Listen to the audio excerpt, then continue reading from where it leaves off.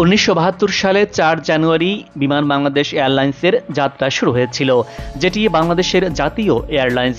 বিমান বাহিনীর দেয়া দ্বিতীয় বিশ্বযুদ্ধে ব্যবহৃত পুরানো ডাকোটা DC-3 বিমান দিয়ে যাত্রা হয় বাংলাদেশ বিমানের। 1 মাসের মধ্যে DC-3 দিয়ে শুরু হয় অভ্যন্তরীণ সার্ভিস। পরে বিমান বাংলাদেশ দুটি পুরানো F-27 উড়োজাহাজ কিনে তা চট্টগ্রাম এবং সিলেটে চলাচল শুরু করে। ব্রিটিশ ক্যালেডোনিয়ান থেকে ভাড়া করা একটি বিমান দিয়ে 1972 সালে 4 মার্চ থেকে আন্তর্জাতিক ফ্লাইট পরিচালনা শুরু করে বাংলাদেশ বিমান। কোনরূপ সহায় সম্বল ছাড়াই যাত্রা শুরু করার পর এক পর্যায়ে বিমান বাংলাদেশ থেকে বিশ্বের 29টি গন্তব্যে ফ্লাইট পরিচালনা করত। তবে উড়োজাহাজ সংকট সহ নানা কারণে বিমান তাদের গন্তব্য সংখ্যা কমাতে বাধ্য হয়েছে। বর্তমানে বিমান ঢাকা, চট্টগ্রাম, সিলেট থেকে 22টি আন্তর্জাতিক রুটে পরিচালিত হচ্ছে বিমানের flight. Civil aviation authority of বাংলাদেশের একটি নিরীক্ষায় দেখা গেছে 2022 সালে আন্তর্জাতিক রুটে 20.58 লাখ যাত্রী পরিবহন করেছে বিমান। আগামীতে এর সংখ্যা 25টিতে উন্নীত করার পরিকল্পনা রয়েছে।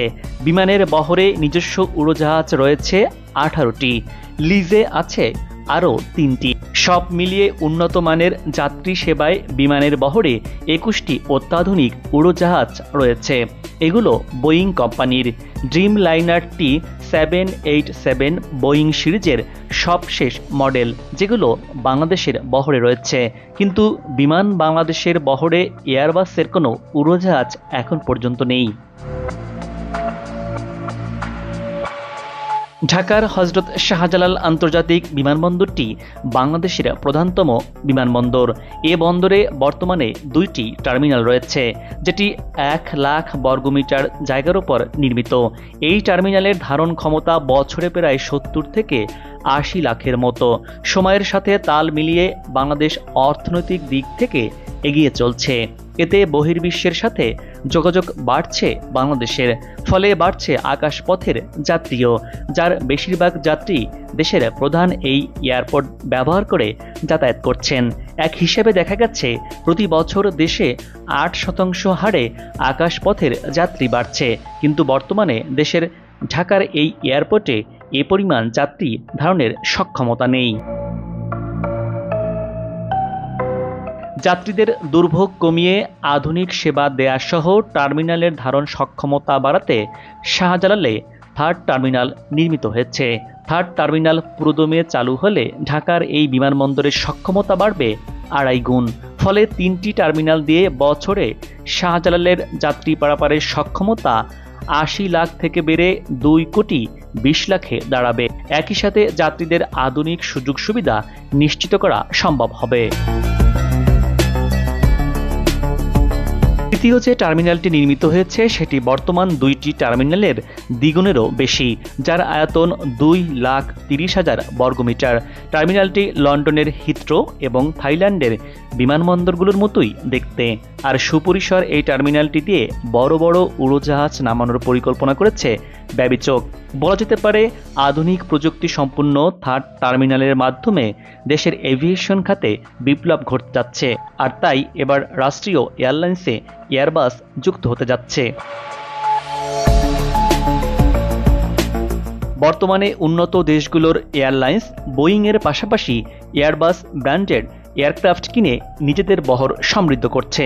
এবার বাংলাদেশের চোখ পড়েছে বিশ্বের অত্যাধুনিক এয়ারবাস ব্র্যান্ডের এয়ারক্রাফটের দিকে। পৃথিবীর অত্যাধুনিক ও কম খরচে এয়ারক্রাফট হিসেবে পরিচিত ফ্রান্সের এয়ারবাস। রাষ্ট্রীয় সংস্থা বিমান বাংলাদেশ এয়ারলাইন্সের বহরে যুক্ত হচ্ছে নতুন 10টি এয়ারবাস। বর্তমানে বিমানের বহরে 21টি উড়োজাহাজ রয়েছে। এর মধ্যে বোয়িংয়ের 16টি এবং 5টি -8 উড়োজাহাজ রয়েছে। নতুন 10টি এয়ারবাস যুক্ত হলে বিমানের বহরে উড়োজাহাজের সংখ্যা দাঁড়াবে 31টি। যাত্রী সেবার মান উন্নয়নে এয়ারবাসের কাছ থেকে 10টি উড়োজাহাজ কেনার প্রক্রিয়া বেশ আগে থেকেই শুরু করেছিল বিমান। গেল বছরের 11 সেপ্টেম্বর ঢাকায় সফররত ফ্রান্সের প্রেসিডেন্ট ইমানুয়েল ম্যাক্রোর ঘোষণার মধ্য দিয়ে এয়ারবাস এই বহরে যুক্ত হওয়ার বিষয়টি নিশ্চিত হলো। তবে এখনই হাতে পাবে না এয়ারবাস এয়ারক্রাফটগুলো। 2026 সালে 2টি এয়ারবাস বহরে যুক্ত হবে। বাকি 8টি এয়ারক্রাফট ধাপে ধাপে আসতে 2028-29 সাল পর্যন্ত অপেক্ষা করতে হবে। রাষ্ট্রীয় সংস্থাটি এয়ারবাস ও বোয়িংয়ের মাধ্যমে শক্তিশালী বহর তৈরি হবে বলে মনে করছেন বিশেষজ্ঞরা। এই 10টি এয়ারবাসের মধ্যে 2টি কার্গো এবং 8টি যাত্রীবাহী বা প্যাসেঞ্জার এয়ারক্রাফট রয়েছে। বিমান জানিয়েছে এয়ারবাসের পক্ষ থেকে বিমানকে 2টি A350F মডেলের কার্গো বিমান কেনার প্রস্তাব দেওয়া হয়। তারা প্রতিটি এয়ারক্রাফটের জন্য 20 কোটি মার্কিন ডলার করে চেয়েছে। তবে এ দাম চূড়ান্ত হয়নি। 2টি কার্গো কেনার আগে দর কষাকষি করা হবে বলে জানা গেছে। এয়ারবাসের A350F কার্গো বিমানটি 109 টন ভার বহনে সক্ষম। ফ্রান্সের এই নির্মাতা প্রতিষ্ঠানটির কাছ থেকে A350 হোয়াইট বডি উড়োজাহাজ কিনবে বাংলাদেশ। এই উড়োজাহাজগুলো G2G পদ্ধতিতে কেনা হবে। তবে এখনও চূড়ান্ত কোনো চুক্তি হয়নি বলে বার্তা সংস্থা রয়টার্সের প্রতিবেদনে ফরাসি কর্মকর্তাদের বরাত দিয়ে এ তথ্য বলা হয়েছে। এ বিষয়ে একটি কারিগরি কমিটি পর্যালোচনা করছে। এসব উড়োজাহাজ নতুন এবং পুরানো রুটে চলাচল করবে বলে জানা গেছে। এয়ারবাসের এয়ারক্রাফটগুলো যাত্রীদের জন্য সর্বোচ্চ আরামদায়ক করে তৈরি করা হয়েছে। A350 মডেলের এয়ারক্রাফটে 300 থেকে 350 জন যাত্রী বহন করা সম্ভব।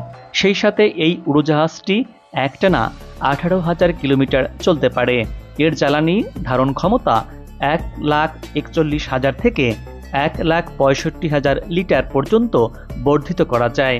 এই এয়ারক্রাফটের জ্বালানি খরচও তুলনামূলক কম হয়ে থাকে। আর এটি একটি সর্বাধুনিক প্রযুক্তি সম্পন্ন। এয়ারবাসের সিটগুলো বেশ প্রশস্ত, যার কারণে খানিকটা আরামে বসতে পারেন যাত্রীরা। এয়ারবাস সারা বিশ্বেরই সুনাম কুড়িয়েছে। তাদের বড় বড় এয়ারক্রাফট বিশ্বকে তাক লাগিয়েছে, যা কিনা ছোটোখাটো কোনো বিমানকে গিলে ফেলতে পারে এমন উড়োজাহাজও তৈরি করছে এয়ারবাস কোম্পানি। প্রধানমন্ত্রীর নির্দেশনায় বাংলাদেশকে এভিয়েশন হাব তৈরি করতে বেশ কিছু পদক্ষেপ বাস্তবায়ন করছে বেসামরিক বিমান চলাচল কর্তৃপক্ষ ব্যবিচক। দেশের সব বিমানবন্দরের সম্প্রসারণ এবং মান উন্নয়ন করা হচ্ছে। বর্তমানে ঢাকার হযরত শাহজালাল আন্তর্জাতিক বিমানবন্দর প্রধান বিমানবন্দর হলেও আন্তর্জাতিক কানেক্টিভিটি বৃদ্ধির জন্য কক্সবাজার এবং সিলেট বিমানবন্দরের সক্ষমতা বৃদ্ধির উদ্যোগ নেওয়া হচ্ছে। 24 ঘন্টা বিমানবন্দর সচল রাখতে সব আন্তর্জাতিক বিমানবন্দরের রানওয়ে ILS সহ অন্যান্য বিষয়ের মান বৃদ্ধি করা হচ্ছে। এর মাধ্যমে বিমান বাংলাদেশ এয়ারলাইন্সে প্রথমবারের মতো এয়ারবাস যুক্ত হলে দেশের বিমানবহরে নতুন যুগের যাত্রা তৈরি হবে। আকাশপথে যত বেশি যোগাযোগ বাড়বে, বাংলাদেশ ততই লাভবান হবে। এর মাধ্যমে আগামীর উন্নয়ন লক্ষ্যমাত্রা অর্জন সহজ হবে বলে মনে করা হচ্ছে। দর্শক, এবার বিদায় নিচ্ছি। আগামীতে আবারও দেখা হবে নতুন কোনো জায়গা, তথ্য, ইতিহাস আর উন্নয়ন চিত্র নিয়ে। আপনার পছন্দের কোনো ভিডিও চিত্র দেখতে চাইলে কমেন্টস বক্সে লিখে জানান।